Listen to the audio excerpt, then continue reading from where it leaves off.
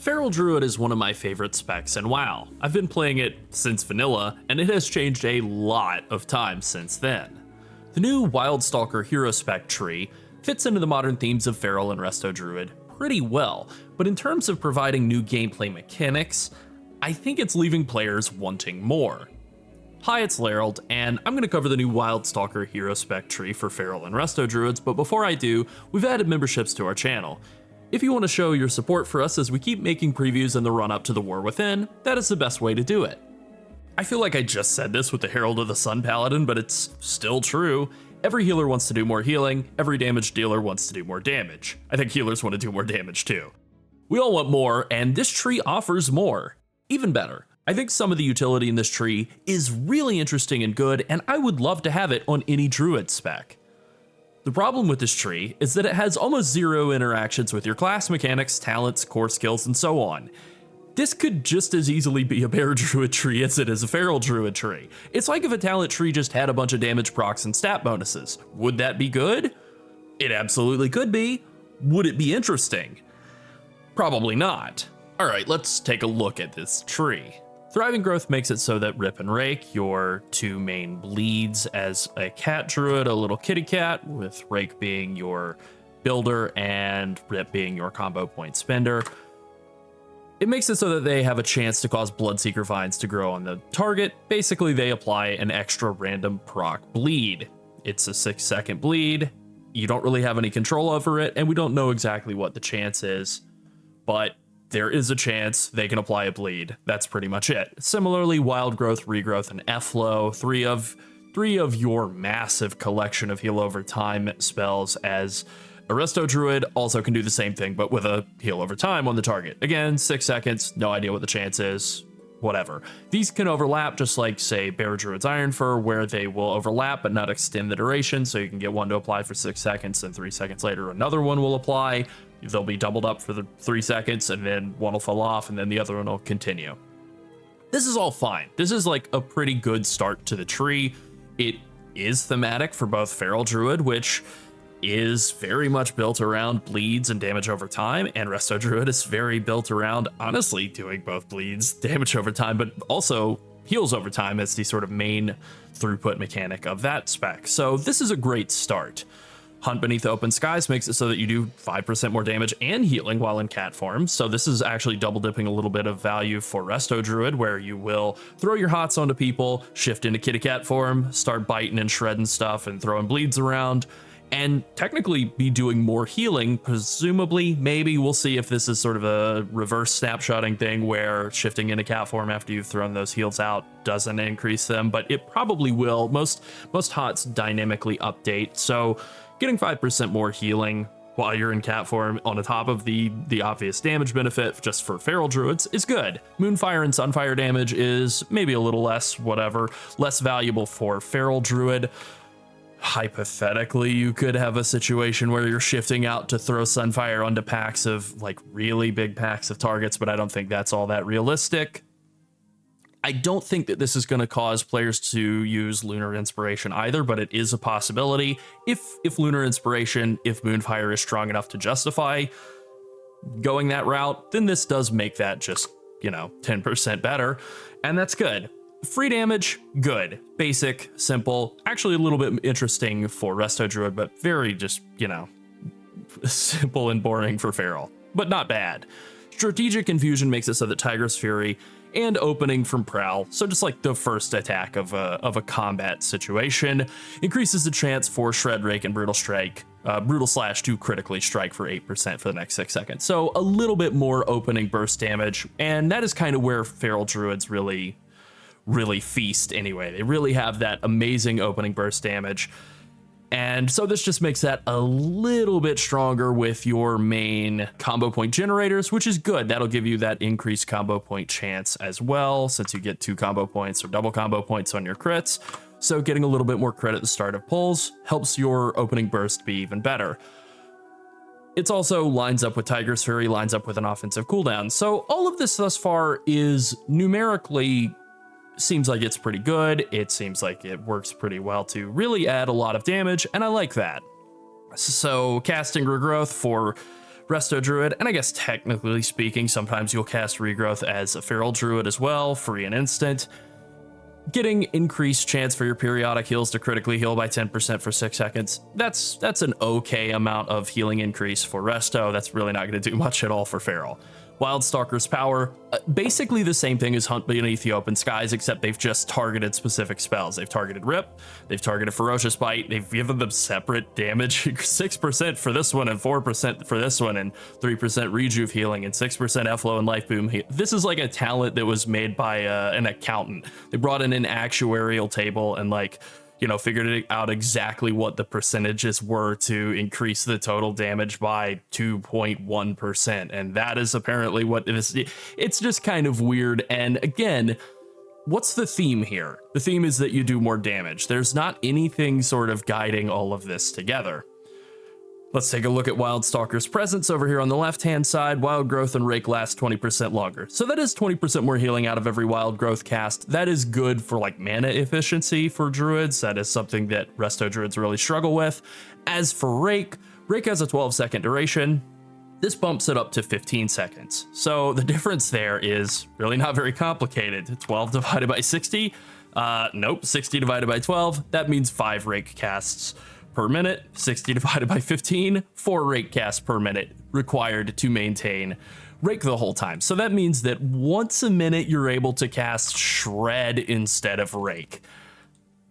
That's not a huge deal. It is a little bit more convenient just for maintaining Rake, and especially in AoE situations where you're trying to maintain Rake across multiple targets, this will make spinning those plates a little bit easier.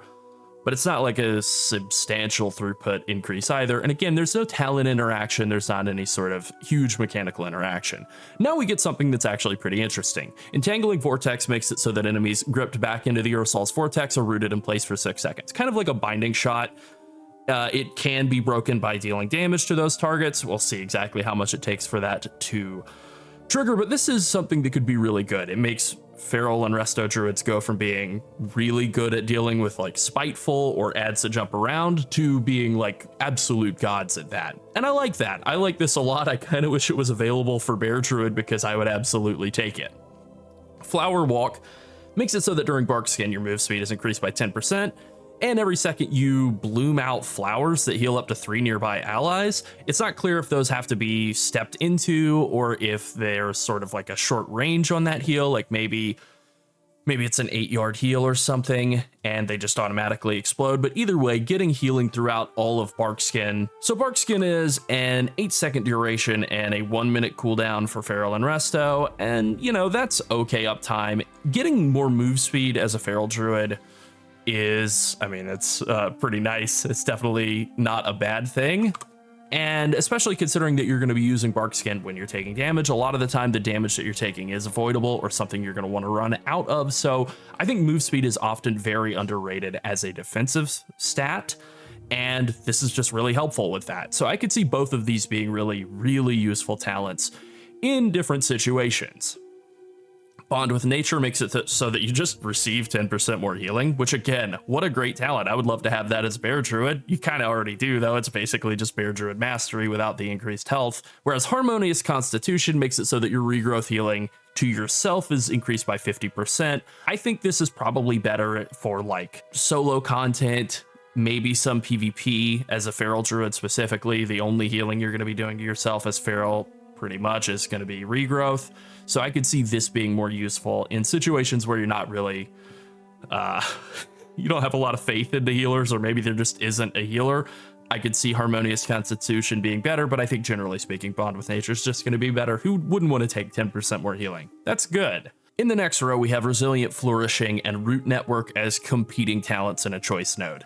Resilient Flourishing makes it so that Bloodseeker Vines and Symbiotic Blooms last 2 extra seconds. So instead of the 6-second base that we get out of this talent up at the top, Thriving Growth, we now get 8 seconds. Additionally, there's a pretty cool mechanic here. When a target that's affected by a Bloodseeker Vine dies, the vine will jump to a nearby unaffected target for the remaining duration. So this is kind of useful in AoE situations where, let's say you get a bad proc, right? You proc on something that's about to die, it will then just directly jump onto something else. That's good. I like that kind of spreading bleed, spreading dot mechanic, and I do like this as a as a concept, I think that making sure that it's bundled in with something else, it's bundled in with a consistent throughput increase by getting basically 33% more uptime on the vines and the blooms, I think that's good. Root network, by comparison, makes it so that each active vine on the target increases your damage by 2%. Now, notably, that's damage your abilities deal, so that's not going to count things like trinkets. It's not going to count things like weapon procs, damage procs. It's not going to count it to auto attacks, you know, unless those things accidentally are working with that. So depending on exactly how much of your damage is coming specifically from abilities, this could maybe be, if you have 100% uptime on vines, which I don't think is reasonable, this could be a 2% damage increase. If it is substantially higher than I'm expecting and you're having like well over 100% uptime, then okay, this might be a handful, like this might be a 5% damage increase. But I would expect that this is probably in the range of a 1% damage increase or less, and that doesn't seem all that great. So I think Resilient Flourishing just comes in here way stronger. Now, if this was like 20% more damage or something, that would be a pretty interesting burst damage increase, possibly, and certainly like in a situation where you're getting multiple stacks of the Bloodseeker vines and then you're blowing your cooldowns, you're popping your Feral Frenzy into the target there and really bursting them up super hard. I think that's pretty cool, but like getting 6% more damage on a Feral Frenzy, who care?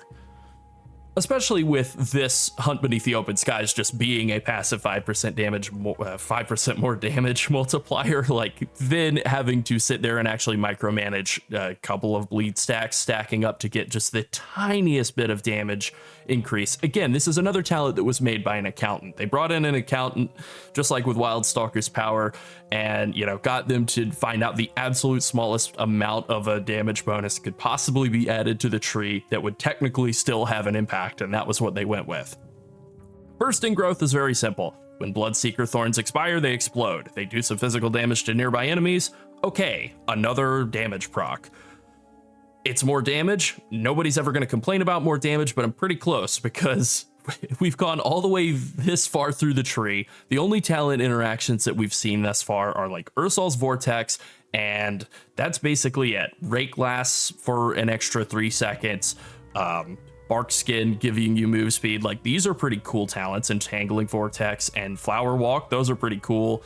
The extra burst damage at the start of pulls and whenever you hit Tiger's Fury from Strategic Infusion, that's pretty cool. There's a lot of like passive damage increases, but that's basically all this is. This is continue playing the exact same. Do you like Feral Druid? Do you like Resto Druid the way it exists right now? You get to keep it, and then also you get a little bit more damage. Twin Sprouts makes it so that when Bloodseeker Vines or Symbiotic Blooms grow, they have a 10% chance to cause another growth of the same type to immediately grow on a valid nearby target. So this seems like it wouldn't do anything in single target, which is a bit of a concern. If it works in single target, then okay, great, but it might just be that it's randomly chosen.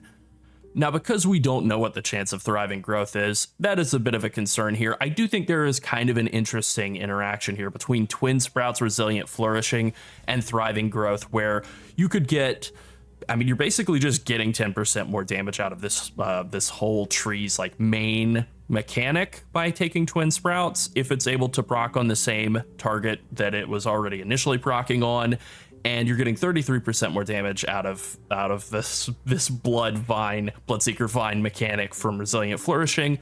So these are okay interactions with each other.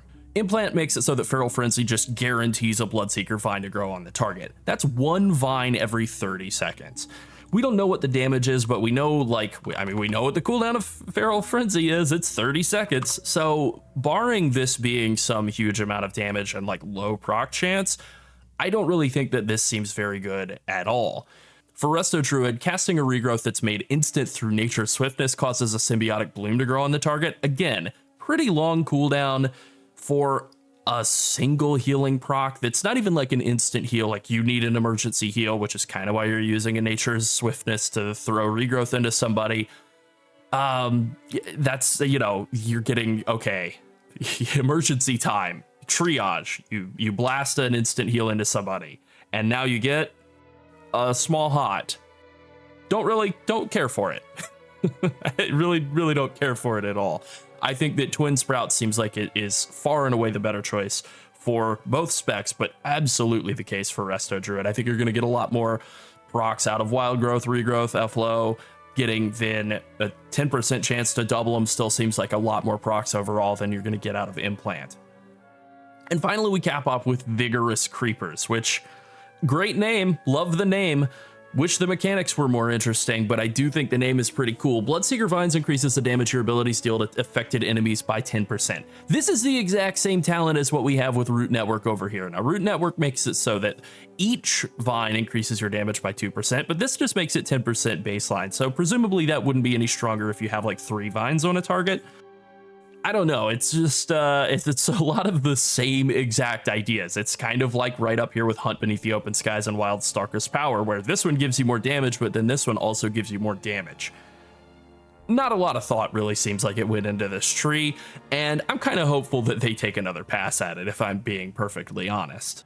Symbiotic Blooms increase the healing your spells do to affected targets by 8%. So again, this is just going to be kind of a, depending on what the uptime is, this could be just a full scale 8% more healing multiplier for Resto Druid. It's probably not going to be that high, but even like 4 or 5% more healing for Resto Druid is still something that I'm sure they'd love to have. I don't necessarily think that this tree is bad. In fact, it probably isn't bad. It probably is pretty good in terms of the damage and healing that it adds. And that's kind of what's frustrating here, is I think that this is a tree that probably can be pretty competitive. It just has almost no mechanics in it at all, which is kind of weird. You could look at this tree without knowing anything about either of the specs and get a pretty good sense of what it does. It adds some procs, it adds some damage, it adds more damage on things that have the procs. That's okay, but where is the sort of interaction with any of the talents, any of the thematic powers inherent in Feral Druid or Resto Druid? It's not really here. That's a pretty big concern for me, and I think that this tree will probably need another pretty serious pass to bring it to the level of some of the more successful talent trees that we've seen thus far. Feral Druid is a really fun spec, and I really just wish that they would get a really fun talent tree to go with it. There's still a chance for Druid of the Claw, and there's still a chance for this talent tree to get reworked, and I think that's probably going to need to happen. I have high hopes for the talent trees in the War Within. I think most of the ones that we've looked at have been pretty amazing, and I still think this one could be good. I'm just disappointed by the initial unveiling.